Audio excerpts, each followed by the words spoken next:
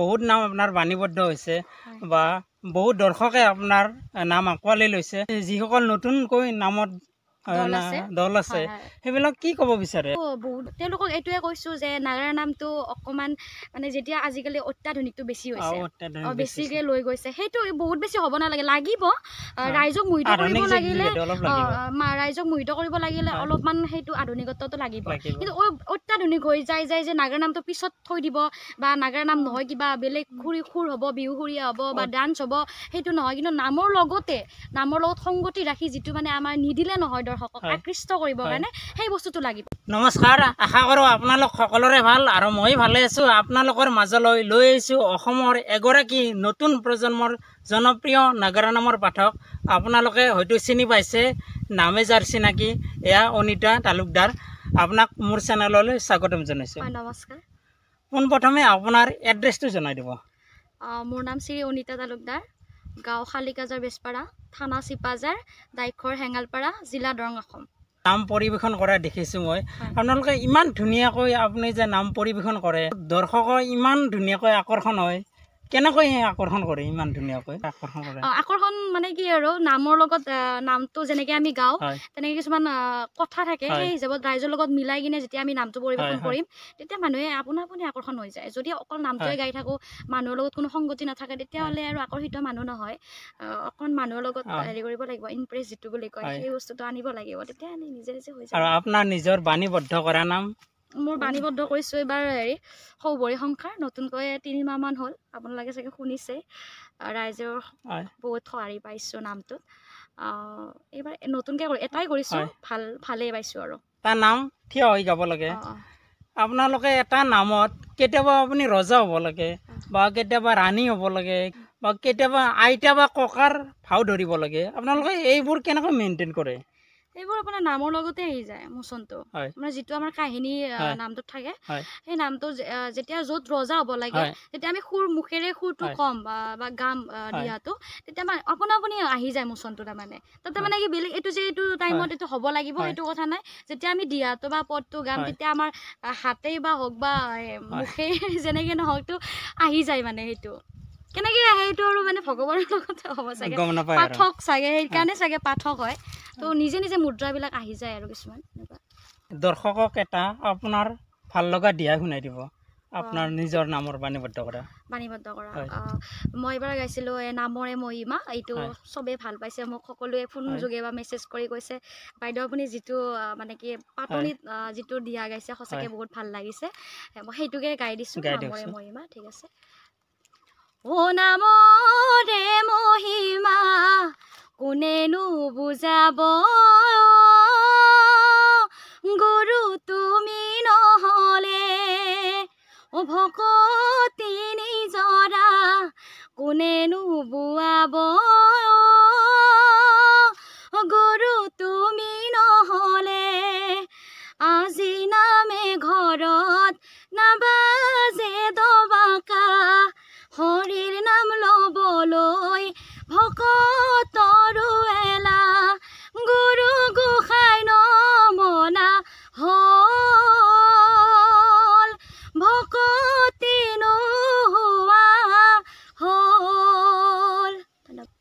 আপোনাৰ নাগাৰা নামৰ এই জগতখনৰ আহিব লগা কিবা চিন্তাৰ চৰ্চা বা নামৰ কিবা প্ৰস্তুতি চলি আছে নেকি? এই বছৰৰ কাৰণে মই এটি নতুন নাম লৈছোঁ। এই নামটিৰ নাম হৈছে নাৰদৰ ভক্তিৰ পৰীক্ষা।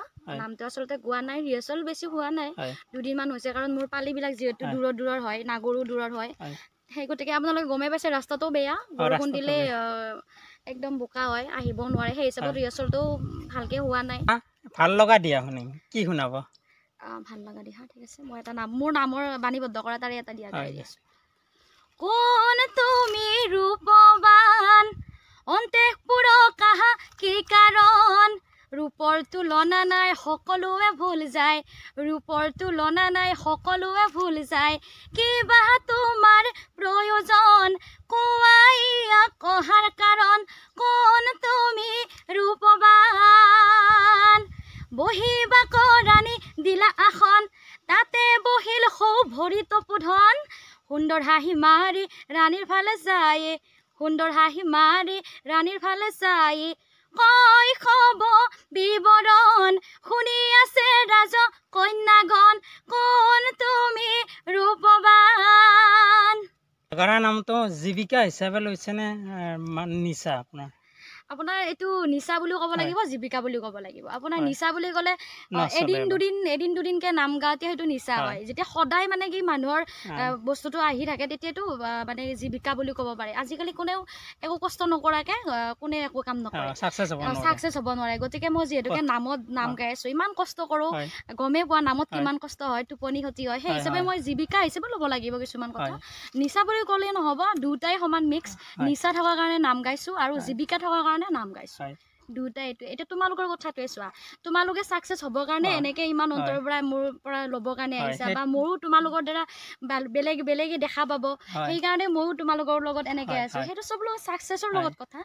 তো চবেই মানে এইটোৱে আৰু নিচা জীৱিকা দুটা বেলেগ যদিও একে অৰ্থতে ক'ব পাৰি। আৰু আপুনি যিহেতু এজনী ছোৱালী, মানে পিছলৈ নাম পৰিৱেশন কৰি যাবনে? পিছলৈ বুলি ক'লে এতিয়া আপোনাৰ বিয়া হোৱাৰ পিছৰ ফালে বিয়া বৰ্তমান হোৱা নাই আকৌ। নাই মই অলপ জমনি দেই, বিয়া হোৱা নাই, বিয়া হ'ম 2 বছৰমান লাগিব আৰু, যদি ভালদৰে পাওঁ হৈ যাব পাৰো কিন্তু দেই। তাৰোপৰি কথাটো হ'লে এতিয়া নামৰ লগত জড়িত আছো, বহুত সৰুৰ পৰাই নামৰ লগত জড়িত আছিলো। তাৰপিছত এতিয়া খুবেই সঁহাৰি পাইছো ৰাইজৰ পৰা। ভাবিছো নামৰ লগত জড়িত থাকিম যেতিয়ালৈ দেহাই বেহা নেৰে, সেনেকুৱা যে কথাষাৰ থাকে, যেতিয়ালৈ দেহাই পাৰে তেতিয়ালৈ নাম গাই থাকিম, ৰাইজৰ মাজত ওলাই থাকিম, বহুত কষ্ট কৰিম, ৰাইজক ভাল অনুপ্ৰেৰণা দিবৰ কাৰণে, ধুনীয়া মেছেজবোৰ দিবৰ বাবে, সেইবিলাকে আৰু থাকিম আৰু ভৱিষ্যতলৈকে। এজন আগশাৰী পাঠক বুলিয়ে ক'ব লাগিব। আপুনি বহুত নাম আপোনাৰ বাণীবদ্ধ হৈছে, বা বহুত দৰ্শকে আপোনাৰ নাম আঁকোৱালি লৈছে। যিসকল নতুনকৈ নামত দল আছে সেইবিলাক কি ক'ব বিচাৰে? বহুত দল হৈছে, ঠায়ে দল, আমাৰ গাঁৱতে বহুত কেইটা দল আছে। সেই হিচাপত ক'ব গ'লে কলিযুগত হৰিনামেই শ্ৰেষ্ঠ, সেই হিচাপত হৰিনাম চাৰিওফালে হ'বই, শাস্ত্ৰত লিখাই আছে।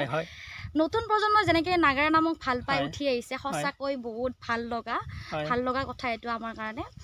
আগতেতো নামবিলাক চোৱাই নাছিল, বা নাগাৰা নাম গাইনে এনেকুৱা আছিল, কিন্তু আজিকালি নতুন ধুনীয়া ছোৱালীবিলাকো আহে, ধুনীয়া ল'ৰাবিলাকো ওলাইছে, বহুত শিক্ষিত মানুহবিলাকো নাগাৰা নাম ভাল পায়।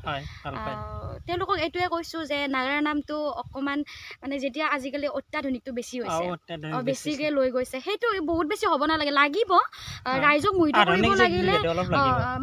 মোহিত কৰিব লাগিলে অলপমান সেইটো আধুনিকত্বটো লাগিব, কিন্তু অত্যাধুনিক হৈ যায় যে নাগাৰা নামটো পিছত থৈ দিব, বা নাগাৰা নাম নহয় কিবা বেলেগ সুৰ হ'ব, বিহু সুৰীয়া হ'ব বা ডান্স হ'ব, সেইটো নহয়। কিন্তু নামৰ লগত সংগতি ৰাখি যিটো মানে আমাৰ নিদিলে নহয় দৰ্শকক আকৃষ্ট কৰিবৰ কাৰণে, সেই বস্তুটো লাগিব। তেওঁলোকক এইটোৱে কৈছো, বহুত বেছি অত্যাধুনিক হ'ব নালাগে, অত্যাধুনিক হৈ গ'লে নামটো বিলুপ্ত হ'ব, সেইটো নাগাৰা নামটো নাথাকিব তেতিয়া। গতিকে চব বস্তু সংগতি ৰাখি কিনে মিলাই কিনে লাগিব, কিন্তু আধুনিকত্বটো লাগিব দেই। নহ'লে আজিকালি ল'ৰাকে চোৱাচোন, কিমান কমিটিত ল'ৰা মানুহ থাকে আজিকালি, ছোৱালী বিচাৰে বেছিভাগ। সেইটো নহয় অৱশ্যে, নামটো ভাল লাগিব, ছোৱালী তিৰোতা বুলি মতা বুলি কথা নাই, কিন্তু কথাটো হ'ল আকৃষ্ট কৰিব পৰা অলপ ক্ষমতাটো লাগিব। এই ভিডিঅ'টো শেষ কৰাৰ আগতে নামৰ কি শুনাই দিব? নামৰ এটা দিয়া গাই দিম। ভাল লাগিব গাই দিয়কচোন, ভাল লাগে নে নাই দৰ্শক? সেইটো হয়, চব দৰ্শকেই ৰজা, যিহেতু দৰ্শকে ক'ব ভাল লাগে নে বেয়া লাগে। এটা দিয়া গাই দিম বাৰু। শংকৰ গুৰুৱে ধৰ্ম প্ৰচাৰিলে, মাধৱক লগতে লৈ, উজনি নামনি লগাই হলকনি, উজনি নামনি লগাই হলকনি, কীৰ্তন দশম হাততে লৈ, মোৰ গুৰুৱে কীৰ্তন দশম হাততে লৈ। আজিৰ এই সৰু ভিডিঅ'টো ইয়াতে শেষ কৰিলোঁ। যদি ভাল পালে শ্বেয়াৰ কৰিব, লগতে যদি মোৰ চেনেললৈ আপুনি নতুনকৈ হৈছে ছাবস্ক্ৰাইব কৰিব, আৰু যদি ফেচবুক পেজলৈ নতুনকৈ হৈছে ফ'ল' কৰিব। আকৌ এটা নতুন ভিডিঅ' লৈ আপোনালোকৰ মাজলৈ আহিম। জয় আই অসম।